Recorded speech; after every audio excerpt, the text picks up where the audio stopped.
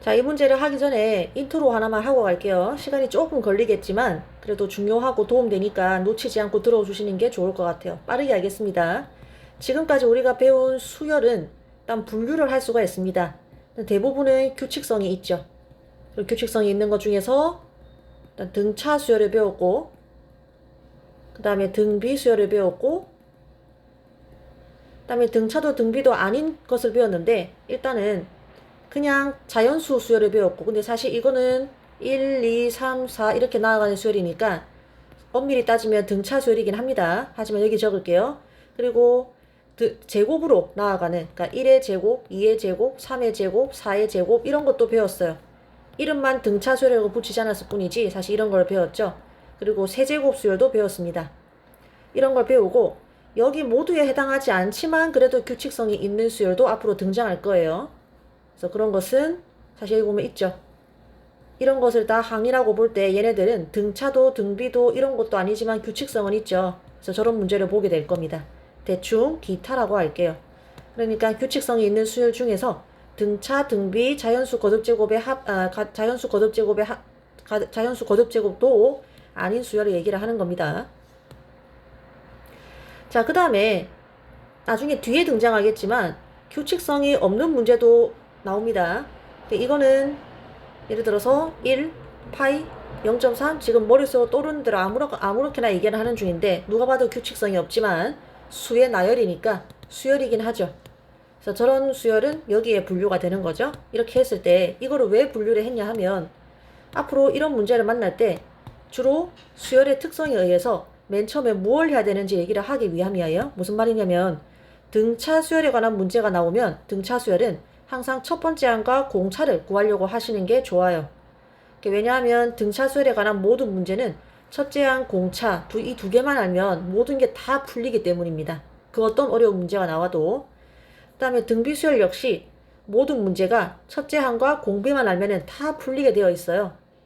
그런 이유로 등차 수열과 등비 수열은 절대로 어려운 문제, 아주 고난이도 문제로는 나오지가 않습니다. 왜냐하면 두 개만 알면 문제가 다 끝나버리기 때문에 어려운 문제를 만들 수가 없어요. 그 다음에 이 녀석들은 주로 뭘 물어보냐면 주로 합을 물어보죠. 여러분 이거 공식 다 알고 있죠? 예를 들어서 얘는 뭐예요? 1부터 n까지 k제곱 더하면은 6분의 n 곱하기 n 플러스 1 곱하기 2n 플러스 1 이런 공식 알고 있죠? 그래서 주로 합을 물어볼 때 쓰입니다. 그래서 합을 주로 물어볼 때 쓰인다는 거 그냥 알아두시고, 그 다음에 여기 기타 수열 같은 경우에 좀 난감하죠? 이런 경우에는 항상 그 일반항의 수열의 일반항을 파악하려고 하셔야 합니다. 왜냐면 규칙성은 있으니까 적어도 일반항 그거를 식으로는 표현할 수 있을 거거든요. 자, 그런 다음에 내친 김에 요거까지 설명할게요. 아직 진도를 안 나갔으면 스킵하고 들으면 됩니다. 자, 규칙성이 없는 문제는 절대로 항의 번호가 큰, 예를 들어서 뭐 100번째 항을 구해라, 뭐 2017번째 항을 구해라, 그런 문제를 물어볼 수가 없어요. 왜? 규칙성이 없는데 한 번, 두 번, 세 번, 네 번, 2000번, 2017번 일일이 하고 있을 수 없죠. 그렇기 때문에 규칙성이 없는 문제는 주로 항의 이 넘버가 작습니다. 예를 들어서 기껏해야 5번째 항은 첫 번째 항부터 5번째 항까지의 합은 이 정도밖에 못 물어본다는 거예요. 그래서 이런 것은 어쩔 수 없이 첫째 항 구해보고, 둘째 항 구해보고, 셋째 항 구해보고, 대략 어느 정도까지냐면 보통은 6번째 항 정도까지라고 얘기를 합니다. 한 이 정도 정도까지 일일이 구해보는 수밖에 없어요. 근데 수학적으로 일일이 구해보는 그 과정 또한 수학적으로 이미 널리 알려진 과정입니다. 우리가 그걸 두 글자로 뭐라고 하느냐 하면 귀납이라고 합니다. 그래서 이 뒤에 단원에 수학적 귀납법이라는 걸 배울 건데 거기 나오는 그 귀납이고, 규칙성이 없는 수열이 나오거든 항 넘버가 작은 데까지 일일이 구해봐라. 그러면 답을 구할 수 있을 것이다 하는 거예요. 자, 그래 놓고 문제를 한번 보도록 할게요. 일단 계속 더하는 걸 봐서는 수열의 합 문제입니다. 수열의 합 문제이고 1번을 보니까 무슨 수열인지 파악해야 되죠. 일단 첫 번째로 규칙성이 있는 수열이죠. 하지만 등차 아니죠? 등비 아니죠? 이거 두 개 아니고 얘죠. 아, 그러니까 합에 관한 문제겠네. 실제로 합에 관한 걸 물어보고 있죠. 그러니까 이 공식 쓰는 문제입니다.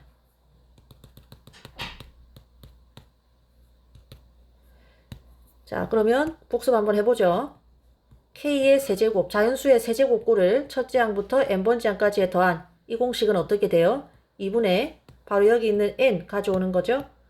n 곱하기 n 플러스 1의 전체 제곱이죠.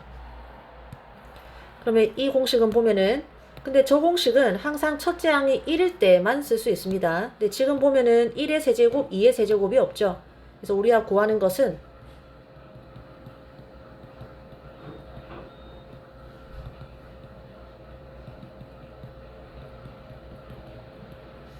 앞에 1의 세제곱 플러스 2의 세제곱을 더해 줄게요. 그럼 이까지는 공식을 쓸 수 있죠. 근데 우리가 함부로 저만큼을 더했으면 뒤에 또 어떻게 해줘야 돼요? 도로 내가 방금 함부로 더했던 부분을 빼줘야겠죠. 그래야 등식이 성립하겠죠. 자, 그런 다음에 이 부분은 이제 공식으로 K의 세제곱을 K가 뭐일 때부터? 1일 때부터 9까지 더한 거다. 이 공식을 쓸 수 있겠죠. 그러면 이만큼은 자, 밑에 적을게요. 2분의 9 곱하기 10의 전체 제곱 마이너스 요거는 계산하면 9가 되죠. 그래서 계산하면 45의 제곱 마이너스 9가 되죠. 그래서 아마 계산해 보시면 답이 2016이 나올 겁니다.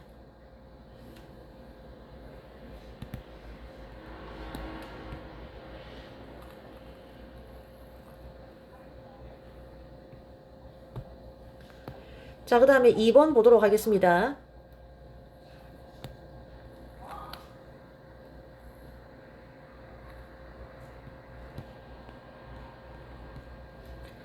자, 2번은 보니까 일단 수열의 합에 관한 문제인 것 같아요. 그렇다면 이만큼이 이제 하나의 항이 되겠죠.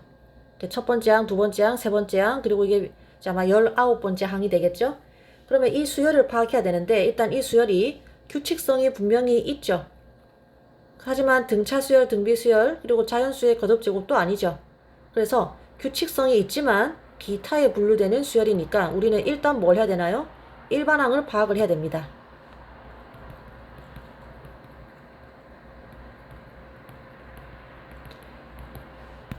자, 그래서 한눈에 일반항이 보이는 학생들은 그냥 바로 하시면 되는데 혹시 그게 잘 안 되면은 일단은 처음에 표를 한번 그려보거나 하나하나 한번 대조해 보세요. 무슨 말이냐면 지금 n이 1일 때, 즉 첫 번째 항은 1 곱하기 19라고 되어 있죠. 그래서 하나하나 잘 적어 보는 겁니다.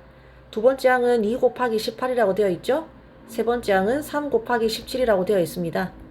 이렇게 나아갔을 때 맨 마지막 항이 이제 뭐일지 모르지만 19 곱하기 1이라고 되어 있죠. 일반항을 구한다라는 것은 n번째 항을 구하는 거죠. 그래서 n일 때 이 일반항식이 어떻게 될지를 추론을 하는 겁니다. 그럴 때에는 바로 이 두 개 사이에 규칙성을 잘 보면 됩니다. 그래서 규칙성이 있는 문제는 그렇게 푸는 거예요. 자, 한번 보면은 n이 1일 때 요 앞에 숫자가 1이죠. 그리고 2일 때 2죠. 3일 때 3이죠. 그러면 n일 때 뭐겠어요? 일단 n이 오겠죠. 그리고 또 규칙성을 한번 찾아봅시다. 두 개 더하면은 20이죠. 두 개 더하면은 20이죠. 두 개 더하면은 20이죠. 그럼 두 개 더해도 20이겠죠. 따라서 여기는 20-n이 되겠죠. 그리고 아까 여기랑 항 넘버랑 일치해야 되니까 사실 맨 마지막 항은 19번째 항이 되는 거고요. 그러면 바로 얘가 뭐예요? AN 일반항이 되는 겁니다.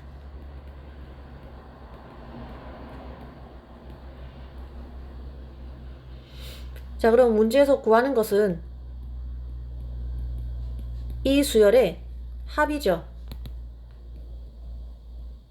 합인데 잘 보면 n이 얼마일 때부터 1일 때부터 얼마일 때까지 19일 때까지 그러니까 기호로 적으면 n 이꼴 1부터 19까지 시그마 an이 되는 거죠. 여기에 내가 구한 일반항을 대입을 하면 이렇게 되는데 전개하면은 마이너스 n제곱 플러스 20 되겠죠. 20n 되겠죠. 그래서 분배를 해야 n제곱 n, n제곱 n 이러한 수열들의 시그마서 공식을 써먹을 수 있겠죠. 가끔 보면 도로 이렇게 막 전개를 하는 학생들이 있어요. 도로 이렇게 막 전개를 하는 학생들이 있어요. 아니죠. 아예 도로 이거를 막 묶고 이런 학생들이 있는데 그거 아니죠. 전개를 해야 되죠. 그럼 마이너스 시그마 n 이꼴 1부터 19까지 n제곱 플러스 20 앞으로 빼주고 시그마 n 이꼴 1부터 19까지 n 이렇게 해야 우리가 여기에 그리고 여기에 공식을 써먹을 수 있다는 거예요.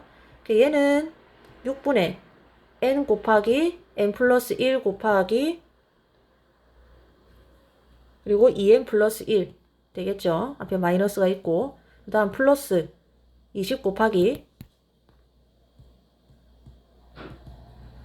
두 번째 것도 공식 쓰면 2분의 19 곱하기 20 되는 거 있죠. 공식은 다 아실 거라고 보고 나머지는 계산만 해주면 됩니다. 그럼 여기가 마이너스 2470 나올 거예요. 계산을 스스로 해보시고 여기는 비교적 쉽게 3800 나오죠. 그래서 계산을 하면 1330이 나옵니다.